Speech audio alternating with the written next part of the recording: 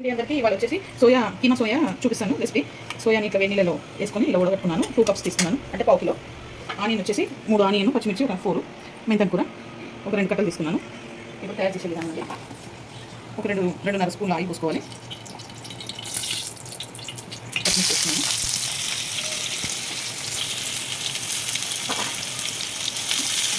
Okay అండి, ఇప్పుడు onion brown అయినాయి. ఇప్పుడు నేను పావు స్పూను సాల్ట్ ఫ్రై పేస్ట్ వేస్తున్నాను. సగం స్పూన్ వేసేసాను. ఇప్పుడు దీంట్లో మెంతం కూర వేస్తున్నానండి. 2 టైమ్స్ కడుక్కున్నాను, మంచిగా కలుపుకోవాలి.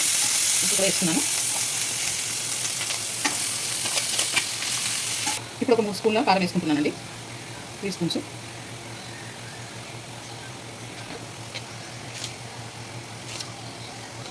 కలుపుకొని ఇంకా వాటర్ పోయొద్దండి. ఇది సిమ్లో పెట్టుకొని చిన్న మంట మీద ఉడికించుకోవాలి. ఇది దగ్గరికి అయినాక అప్పుడు కొంచెం గరం మసాలా, ధనియాల పొడి, కొత్తిమీర వేసుకోవాలి. ఇది ఇప్పుడు అయిపోయింది. దీంట్లో ఇప్పుడు ధనియాల పొడి, ఒక స్పూన్ ధనియాల పొడి వేస్తున్నాను. సగం స్పూన్ గరం మసాలా, కొత్తిమీర కూడా వేసుకుంటున్నానండి.